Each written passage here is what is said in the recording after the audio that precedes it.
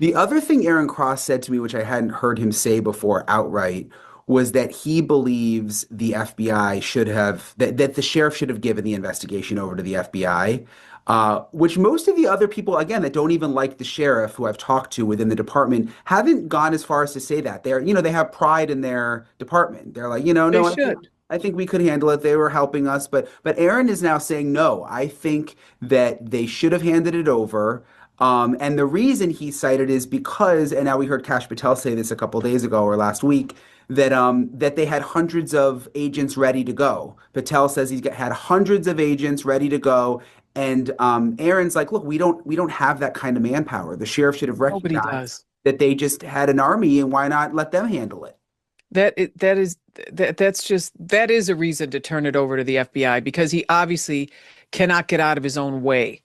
And I don't know if you ever saw the videos of Nanos in like, I think it was 2016 or Mm. something, where he was going on and on about how much he hates the FBI. So this isn't something that we're just pulling out of thin air. If all right, you hate the FBI, so what? We have to, take care of our constituents, do everything we can for people when they're missing, especially vulnerable individuals that are members of the community. Let's just come together, leave our egos at the door, and get on with it. Because you never know what could have happened in those first 4 days.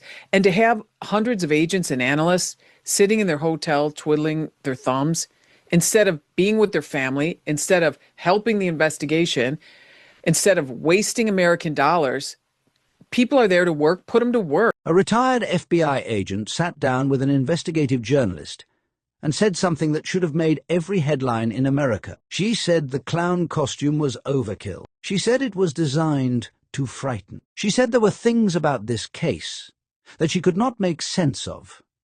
And she has spent decades making sense of the worst things human beings do to one another. And then she said this: hundreds of FBI agents were staged and ready to go. Analysts, technology, an entire federal infrastructure, prepared, waiting, and willing. And instead of putting them to work, they sat in a hotel, twiddling their thumbs, while an 84-year-old woman was missing, while blood dried on a front doorstep, while a ring camera hung empty from a wall where someone had physically ripped it loose. 100 days have passed since Nancy Guthrie vanished from her home in Tucson, Arizona, and the conversation between journalist Brian Entin and retired FBI Special Agent Maureen O'Connell may be the most honest and damning account of what went wrong in this investigation that anyone has put on record. Tonight, we're going to walk through every word of it, because what these two uncovered is not just about one missing woman. It is about a system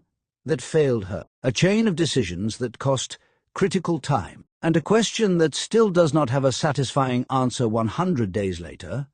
Does anyone actually know where Nancy Guthrie is? Welcome to Keith's Crime Files. If this is your first time here, please subscribe right now and hit that like button. This channel exists to tell stories that demand to be told, and this is absolutely one of them. Now let us get into it. To understand why that conversation between Brian Entin and Maureen O'Connell carries so much weight, you first have to understand who Nancy Guthrie was and what the scene at her home looked like on the day she disappeared. Nancy Guthrie was 84 years old. She was the mother of Savannah Guthrie, the well-known co-host of NBC's Today Show. She lived in a residential home in Tucson, Arizona, under the jurisdiction of the Pima County Sheriff's Office. Her physical condition was serious. Severe back problems had reduced her world to the walls of her home, and on her very best days, the short walk down to her mailbox. Most days, even that was beyond what her body could manage. That physical reality is not a background detail. It is the lens through which everything that followed must be understood. Because when investigators arrived at Nancy's home and stood in front of what was waiting for them there, the idea that this woman had simply walked away should have been ruled out almost immediately. The front doors were open. Blood was on the doorstep. The Ring doorbell camera had been physically yanked from the wall.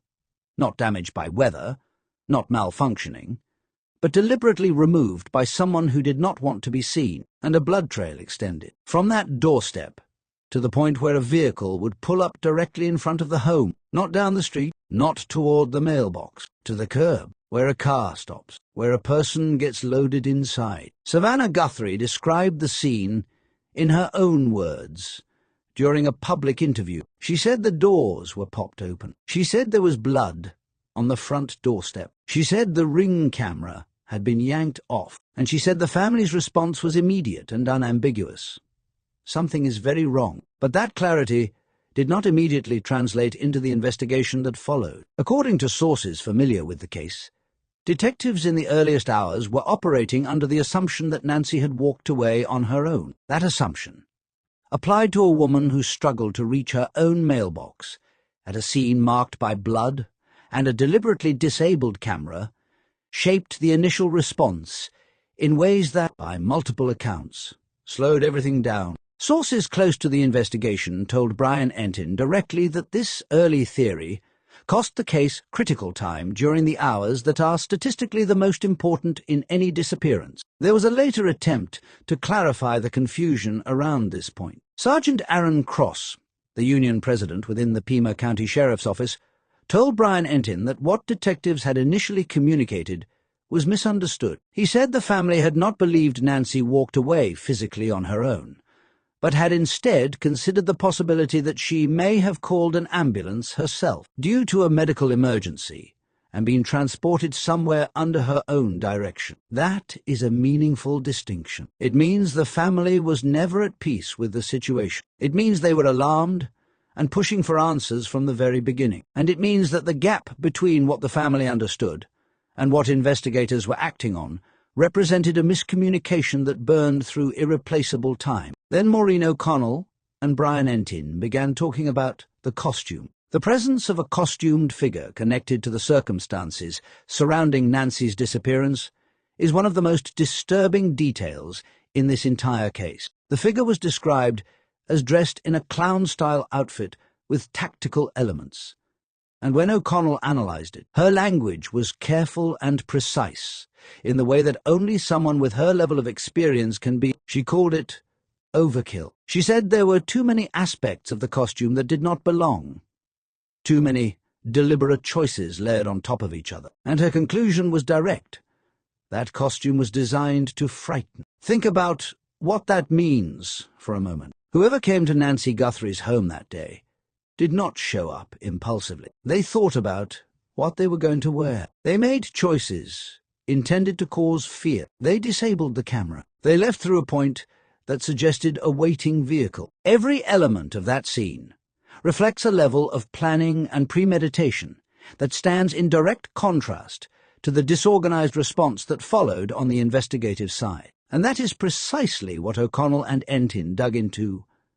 The disorganization, the failures, the decisions that, in hindsight, look almost impossible to justify. Sergeant Aaron Cross went further in his conversation with Brian Entin than almost anyone else connected to the Pima County Sheriff's Office had gone before. He said outright that Sheriff Chris Nanos should have handed the investigation over to the FBI, not supplemented it, not collaborated on it, handed it over entirely. His reasoning was not complicated. The Pima County Sheriff's Office did not have the manpower that the FBI was prepared to bring. And when the FBI director himself, Kash Patel, publicly confirmed that hundreds of agents had been staged and ready to deploy, Cross said the question answered itself. Why would you turn that away? O'Connell described what a full FBI deployment actually looks like from the inside. Trucks arrive, antennas go up, computers come online, cables are run across the ground, software is activated. A complete operational command post rises out of nothing in a matter of hours, and an investigation is immediately functional at a scale that no single county department can replicate. She compared it to watching a military unit build a landing strip in the middle of a jungle. It is discipline, it is fast, and it is exactly what this case needed in its earliest hours. Instead, by multiple accounts, the first week looked nothing like that. Sergeant Cross told Brian Entin that the disorganization during that first week was so significant that detectives were struggling to communicate effectively with each other, not just with outside agencies, but among themselves. O'Connell noted that the FBI uses a system called Incident Command, a structured, practiced protocol for exactly these situations, designed to prevent the kind of breakdown that appears to have occurred. Every agency that participates knows the system. Every agent knows their role. Information flows up through the command structure and back out to the relevant parties. There should have been no cluster. There should have been no chaos. The tools to prevent it were available and present. And yet one neighbor reportedly became so confused by the presence of FBI agents near the scene that she questioned whether they were real. The Pima County Sheriff's Office reportedly spent significant time and resources, including taking fingerprints and working through the night, to verify that the agents were actually federal investigators. They were. But that episode became a symbol of how fractured the coordination had become in those first critical days. Underlying all of it was a dynamic that O'Connell addressed without hesitation. Historical video footage documented Sheriff Nanos expressing strong and explicit contempt for the FBI as far back as 2016. That is not an inference. That is on record. And O'Connell's response was measured but clear. Personal feelings about another agency cannot be the reason vulnerable people go without the resources they need. Egos have to be left at the door. People are there to work. Put them to work. The border was 45 minutes away the entire time. Tucson sits close to the U.S.-Mexico border. 3 crossing points exist within reasonable proximity to the area where Nancy lived. And from the beginning, law enforcement publicly dismissed the possibility that Mexico was involved in her disappearance. Retired Arizona Department of Public Safety Lieutenant Dave Smith offered a theory in a public interview that drew significant attention. He suggested that downplaying the Mexico angle was the most effective way to prevent the case from becoming a federal matter, because if international transport was suspected, federal jurisdiction would follow almost automatically. Brian Entin travelled to the Nogales border crossing himself while covering this case. He walked in. No one stopped him. No questions were asked. Entry into Mexico from that crossing required almost no interaction with any official. He noted that, without a vehicle description and without a known suspect, identifying one specific car among the thousands that cross daily would require exactly the kind of federal camera access and cross. Border coordination that the FBI was positioned to provide. 100 days later, Sheriff Nanos was caught outside his office by a reporter and asked directly, "Are you any closer to solving this case?" His answer was 2 words. He said, "We are." Then he got into his car and left. But sources close to the investigation told Brian Entin something different, that there is no singular suspect, no closing lead, and no sense among those working the case that a resolution is near. Somewhere in the distance between those 2 answers, Nancy Guthrie is still missing. Her daughter marked day 100 with a message that carried the full weight of 100 days of silence. Savannah Guthrie wrote, "Mother, daughter, sister, none, we miss you with every breath. We will never stop looking for you. We will never be at peace until we find you. Someone knows something that can make the difference. Someone does, and this story is not finished." Stay with Keith's Crime Files. Subscribe if you have not already. Leave a like on this video. And stay close, because we are going to keep following this case until there are answers. Nancy Guthrie deserves that. Her family deserves that. And the truth, whatever it turns out to be, deserves to be told. O'Connell has been in rooms where local agencies did not want the FBI present. She has worked alongside people who resented federal involvement, who felt their authority was being encroached upon, who allowed institutional pride to shape decisions that should have been made purely on the basis of what the victim needed. And every single time her approach was identical. Build a bridge. Divide the work. Roll up your sleeves and get it done. Because the job is bigger than anyone's feelings about jurisdiction. And the person who is missing is depending on every person in that room to act accordingly. She described exactly how that negotiation works in practice. The FBI walks in and says, "We will handle this piece. You handle that one. We will run the phones. We will work the financial angles. We will process the digital evidence." And everything we find, every lead, every report, every piece of intelligence, comes directly back to your department in a clean, organized, fully documented form. The local agency loses nothing. They gain everything, and the investigation moves at a pace and scale that no county department can replicate on its own. That infrastructure was ready. Those agents were staged. Kash Patel, the FBI director, said so publicly. Hundreds of agents prepared to deploy, and the first week of the Nancy Guthrie investigation was still, by the account of people inside the Pima County Sheriff's Office itself, complete and total chaos. O'Connell did not let that word pass without examining it. Chaos at a crime scene of this magnitude, she said, is not an accident. It is a leadership problem. Trained professionals do not fracture on their own. When an entire investigative response collapses in its opening week, it is because something is broken above the people doing the work. She suggested that what deputies and detectives were likely absorbing from above was not a clear mission and a unified purpose, but anxiety about the Bureau, warnings about jurisdiction, signals that territory mattered more than momentum. And when you put that kind of noise into people's heads, instead of a focused directive, everything downstream suffered. Sergeant Aaron Cross confirmed as much to Brian Entin. He described the first week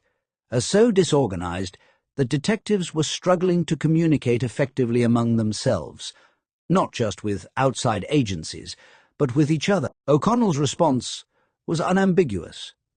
That is a leadership failure. It should not have happened. There was no operational reason for it. Every tool needed to prevent exactly that kind of breakdown was available, present, and ready to be used. Then the conversation moved to the evidence, and this is where things became genuinely difficult. Reports had surfaced, suggesting that among the physical evidence recovered from Nancy Guthrie's home, one notable item was a single hair, without a root. O'Connell said she refused to accept that as the full picture. She was direct about it. Someone would have to prove that to her before she believed it. A scene like Nancy's home, with blood on the front doorstep and a blood trail ending at the curb, does not yield only one hair. In her professional experience, there is more there. There has to be. But she was also careful to note that even a rootless hair carries investigative value. Mitochondrial DNA analysis can be extracted from it, tracing the maternal line and providing a direction even without a full DNA profile. In a case that appeared to be struggling for forward momentum, any confirmed direction matters enormously. What she could not move past, and what clearly unsettled her at a deep professional level, was the question of what a full FBI evidence response team deployment might have recovered that was not recovered in those earliest days. She described what that search actually looks like when it is done properly. 15 to 30 trained agents moving through every inch of the property, every room, every outbuilding, every garage, taking the doormat where the blood was found, removing door handles, using a saw to cut out floor tiles if the situation calls for it, processing every surface that could hold biological material, fiber evidence, or trace evidence invisible to the eye. She referenced cases where her team had done exactly that, arriving with everything they had, and methodically dismantling a scene down to its bones to find what needed to be found. That level of response was available in Tucson. It was ready, and what actually occurred, by contrast, was an entry into the home on approximately day 5 that O'Connell described as almost certainly truncated. Hours long, rather than the exhaustive. Full complement. Search the scene demanded. The doormat was later observed still in place at the home. That detail landed heavily in the conversation. In O'Connell's judgment, that mat should have been taken into evidence from the very beginning. The front door, the door handles, the surrounding flooring, all of it warranted the kind of processing that only a fully deployed evidence response team can provide. And the window to do that comprehensively in those first critical hours does not reopen. Brian Entin then asked O'Connell about FBI Director Kash Patel's public comments regarding the case, and her analysis of why a sitting director would speak that openly about an ongoing local investigation was one of the most sobering moments in the entire conversation. She said she could arrive at only 2 conclusions. The first was that the case is in significantly worse shape than the public has been told, and that Patel's comments represented an attempt to position the Bureau ahead of an outcome that may not be what anyone is hoping for. The second was that the situation inside the investigation was even more dysfunctional than what has already become public, and that the director felt it necessary to say so on record, regardless of the diplomatic cost. She noted that, in her experience, spanning some of the most consequential federal investigations of the modern era, she had never seen a director speak that way about a local case. Not during Waco, not during the aftermath of the ATF operation the FBI was later called in to address, a situation where the Bureau inherited chaos and was publicly blamed for it anyway. Directors build bridges. They absorb friction. They do not publicly call out local partners by name or implication. The fact that Patel departed from that tradition entirely tells its own story about how seriously the Bureau views what happened and what was prevented from happening in Tucson. And running alongside all of this, a separate reckoning was taking shape inside Pima County's own political structure. The Board of Supervisors scheduled a formal meeting to take up the question of whether Sheriff Chris Nanos should be removed from office. The legal pathway to removing an elected sheriff in Arizona is narrow. The state constitution contains specific provisions tied to the timeliness of an elected official's formal responses to board inquiries. Nanos had been required to submit responses to questions about his professional background, including allegations that he had misrepresented prior disciplinary suspensions from his time at the El Paso Police Department. Those allegations, layered on top of everything that had emerged about the handling of the Guthrie investigation, had created a level of institutional scrutiny around the sheriff that was by any measure extraordinary. Whether the board would ultimately have the legal standing to act remained an open question. But the meeting itself represented something that could not be dismissed: a formal, public accounting of the idea that leadership failures in a missing persons case carry consequences that reach beyond the investigation itself. 100 days. That number sits over everything. 100 days since Nancy Guthrie vanished from her home in Tucson, Arizona. 100 days since blood was found on her front doorstep, since her Ring camera was ripped from the wall, since a blood trail ended at the curb where a vehicle had been waiting. 100 days during which hundreds of FBI agents sat staged and ready, a command structure buckled under disorganization, and a border crossing 45 minutes away processed thousands of vehicles with no coordinated federal eyes, watching for what may have passed through. If you have any information about Nancy Guthrie's whereabouts, please call 1-800-CALL-FBI. Your call can be completely anonymous. A reward remains available. One call from the right person changes everything. This case is not cold. This story is not finished. And this channel is not going anywhere until there are answers. Stay with Keith's Crime Files. Subscribe if you have not already. Leave a like on this video so that more people find this story and keep coming back, because we will follow this case wherever it leads. Nancy Guthrie has not been forgotten. Not here. Not ever.